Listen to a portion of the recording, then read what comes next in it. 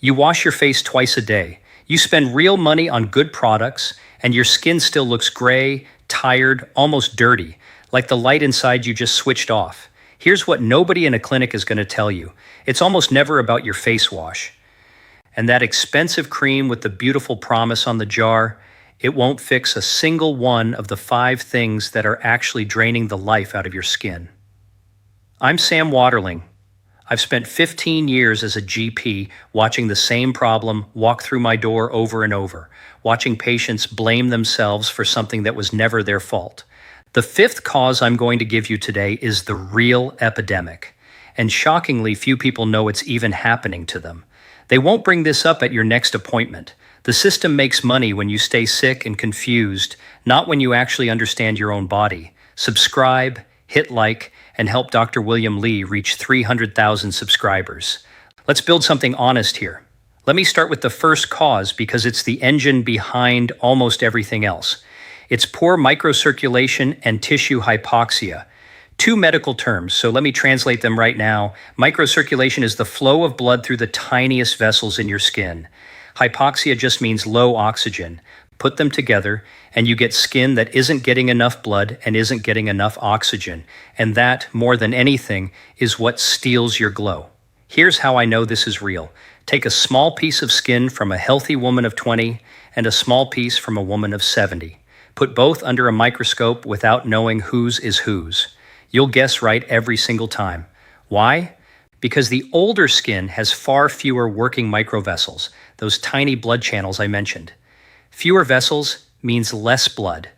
Less blood means poor gas exchange, weaker repair, and a slower delivery of everything your skin needs to stay alive.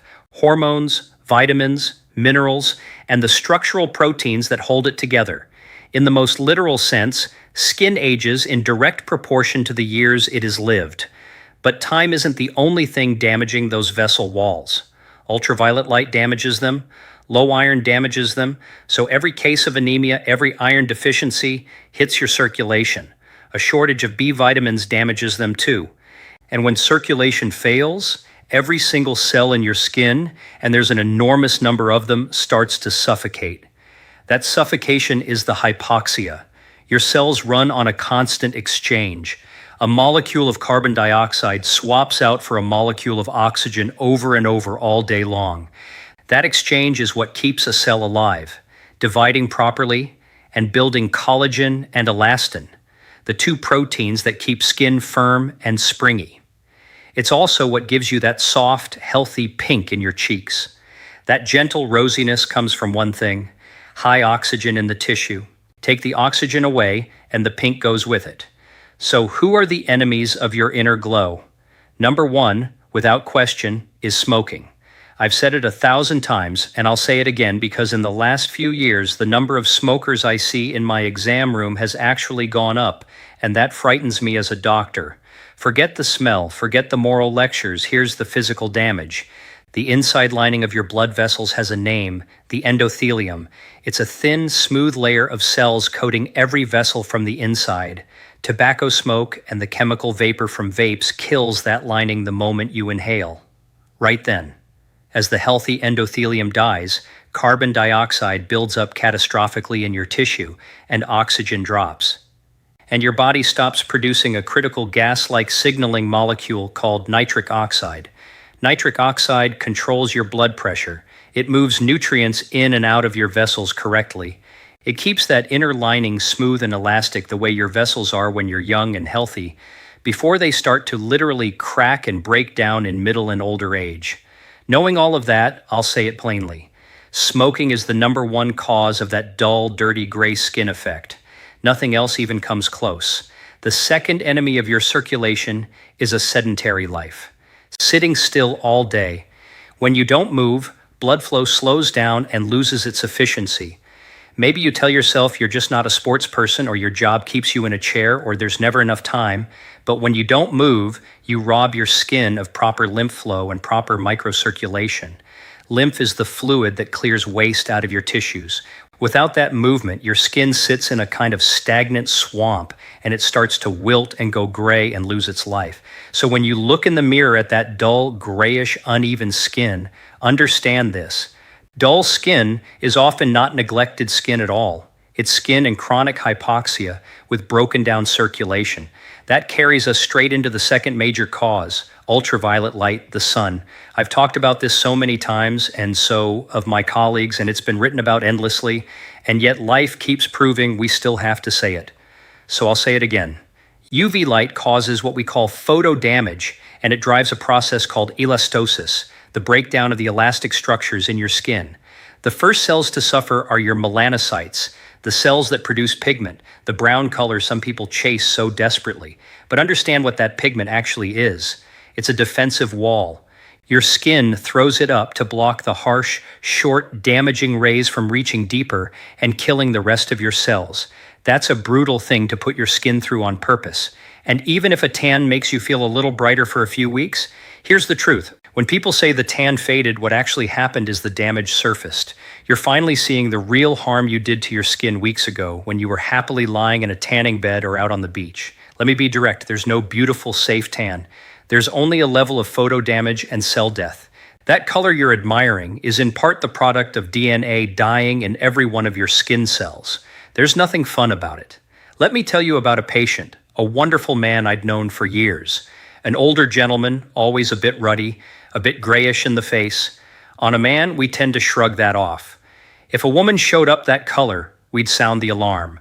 But on a man, we let it slide. He traveled constantly, always on the road, so his coloring seemed to fit. Then he started telling me he didn't like what he saw in the mirror, that his skin had gone strange and withered.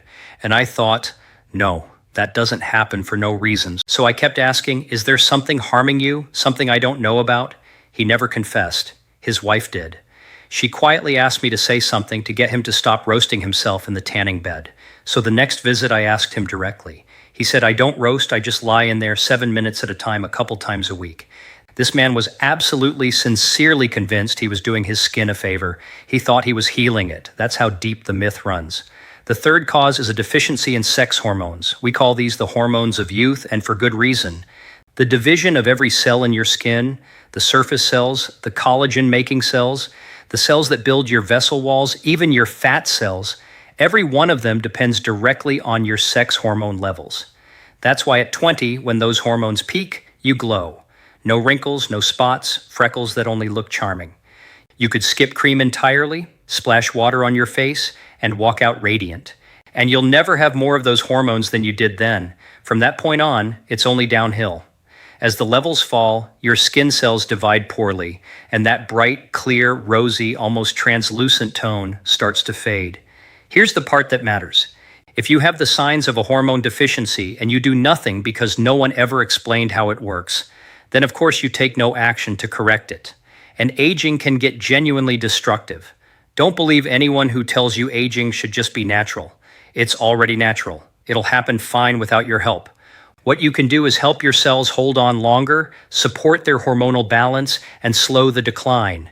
For that, you need an endocrinologist, a doctor who specializes in hormones, someone who can keep your skin from going dim as the years pass. The fourth cause is iron deficiency.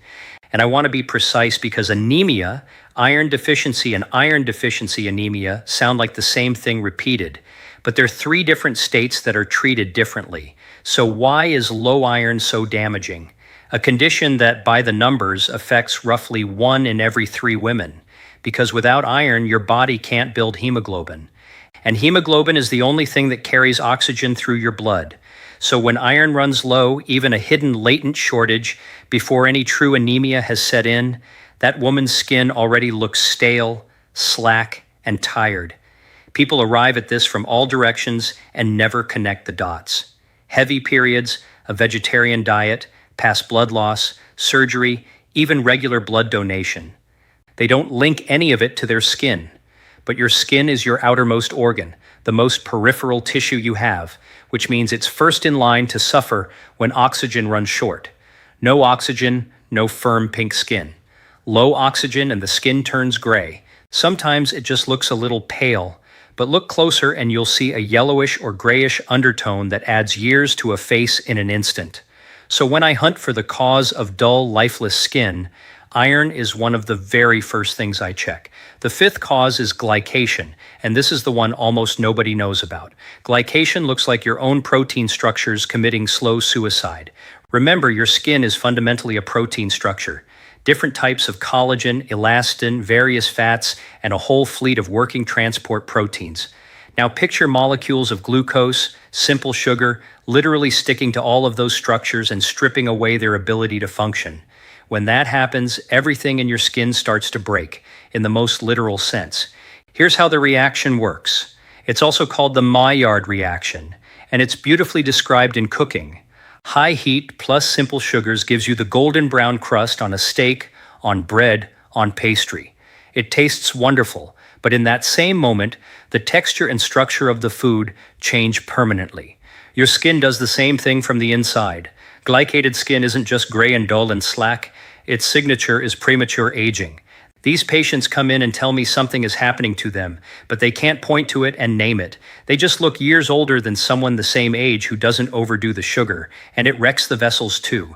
They go slack and porous, they leak the liquid part of the blood out into the surrounding tissue. That space becomes inflamed, and the skin loses its power to repair itself. The person ages far beyond their years. Let me give you an example from just a few days ago. A woman came in already showing the signs of iron deficiency, and then she told me something that genuinely sobered me. I don't hear this often. She was 39 years old, but she looked closer to 50, and I agreed with her because it was simply true. Every sign of age was there. As we talked, it came out that she drank energy drinks, several cans a day, every day for years. That's a relentless flood of sugar. That kind of glycation can't pass through your tissues without leaving a mark. She had never once connected those cans to her accelerated aging.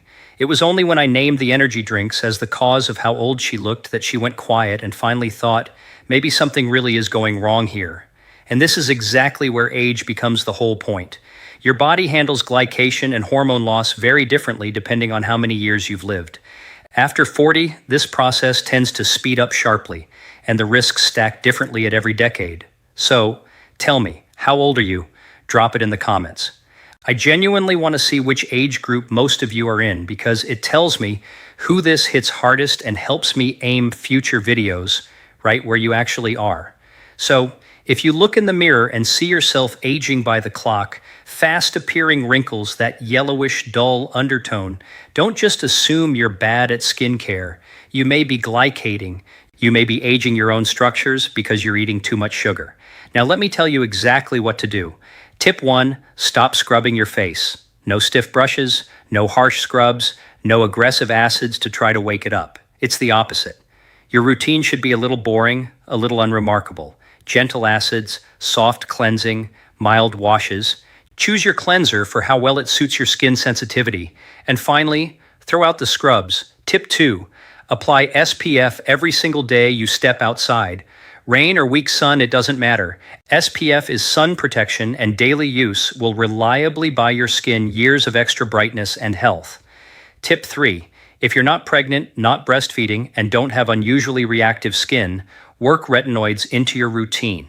Retinoids, including retinol and retinoic acid, are vitamin A compounds that speed up cell turnover and rebuild skin over time. Introduce them carefully and correctly. Tip 4, if you can't hydrate your skin from the outside, no matter what you try, go see a doctor. A proper in-office treatment with the right product can restore hydration from within. And that's often when the glow finally comes back. Tip 5, let the professional choose your treatment, not the one you got excited about with a friend or circled online. A trained specialist understands the particular state of each patient's skin and matches the therapy to it. In the right hands, light-based therapy can have a real healing effect that you simply can't replicate on your own, because you don't know the settings and you don't know the skin the way they do. Here's the bottom line from a doctor. Dull, gray, lifeless skin is almost never a cleansing problem. It's a signal of poor circulation, sun damage, falling hormones, low iron, or too much sugar. So, stop buying the next miracle cream. Quit smoking. Move your body. Wear SPF every day. Cut the sugar and the energy drinks. Get your iron and your hormones checked by an actual doctor. Fix the cause and the glow takes care of itself. Your doctor probably won't walk you through any of this. There's no money in explaining it, but I will. Subscribe, leave a like, and help this channel grow to 300,000. We're building something real here, one honest answer at a time.